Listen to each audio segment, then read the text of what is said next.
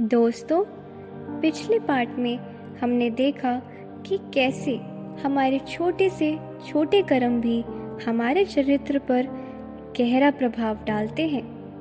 आज हम आगे बढ़ेंगे और समझेंगे कि कर्म और इच्छा शक्ति का क्या गहरा संबंध है और कैसे विवेकानंद जी कहते हैं कि जो कर्म करेगा वही सच में जीतेगा।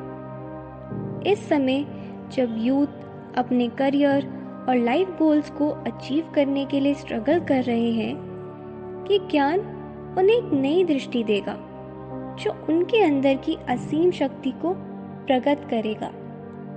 स्वामी विवेकानंद कहते हैं, मनुष्य एक केंद्र है जो सारी शक्तियों को अपनी तरफ खींचता है और उनका संग्रह करके एक बड़ी वेव के रूप में उन्हें वापस भेजता है। मतलब हम सब रिसीवर नहीं, हम क्रिएटर भी हैं। हम सब कुछ अब्जॉर्ब करके उसे नया रूप देकर दुनिया को वापस देते हैं। ये सेंटर का पावर ही हमारी इच्छा शक्ति है। वो कहते हैं, जितनी बड़ी तुम्हारी इच्छा शक्ति होगी उतना बड़ा तुम्हारा चरित्र होगा, और चरित्र का विकास होता है कर्म से। सोचो, बुद्धा या जीसस क्राइस्ट जैसे महान लोग इतनी प्रबल इच्छा शक्ति कैसे ला सके? वो एक जन्म का काम नहीं था। उन्होंने युगों तक कर्म किए, तपस्या की, सेवा की, तब जाके वो इच्छा शक्ति का समुद्र बन पाए। स्वामी जी कहते हैं कि ये कोई जेनेटिक या हेरिडिटरी पावर नहीं होती। बुद्धा के पिताजी एक छोटे राजा थे। जीसस के पिताजी एक कारपेंटर थे।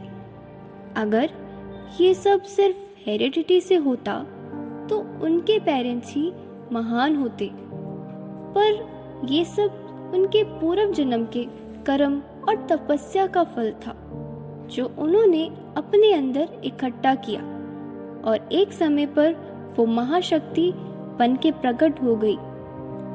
संभव है कोई सारी जिंदगी पैसे कमाने के लिए मेहनत करे, दूसरों को धोखा दे, पर अंत में देखे कि वो समृद्धि का अधिकारी ही नहीं था।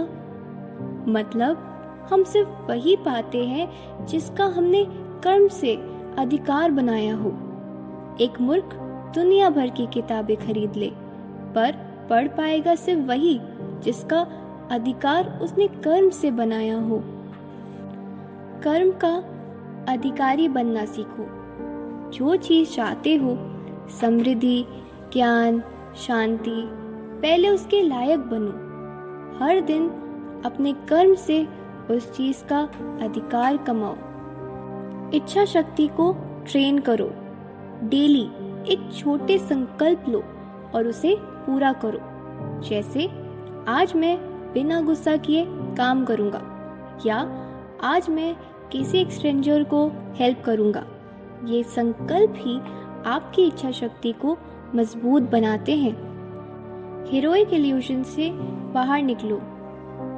बुद्धा और क्राइस्ट जैसे महापुरुष बनने के लिए डेली डिसिप्लिन कर्म और सेवा चाहिए। सिर्फ विजुअलाइजेशन या मंत्र जाप से नहीं, बल्कि जीवन में उतारने से ही वो शक्ति प्रकट होती है। तो दोस्तों, आज हमने समझा कि इच्छा शक्ति और कर्म का कितना गहरा संबंध है। जो कर्म करता है वही अपने अंदर की शक्ति को जगाता है। हर एक एक्शन, छोटा या बड़ा, हमारे अंदर एक नई ऊर्जा जगाता है जो हमें अपने ऊपर विश्वास और संपूर्णता की तरफ ले जाता है। पार्ट 3 में हम समझेंगे कैसे कर्म के द्वार हम मोक्ष और परम ज्ञान को पा सकते हैं, और कैसे ये कर्म ही हमें एक दिन सर्वज्ञता तक ले जाते हैं। याद रखो, अपनी इच्छा शक्ति को कर्म से मजबूत बनाओ और पूरी सृष्टि तुम्हारे लिए अपने दरवाजे खोल देगी। मिलते हैं अगले पार्ट में एक नए ज्ञान और प्रकाश के साथ।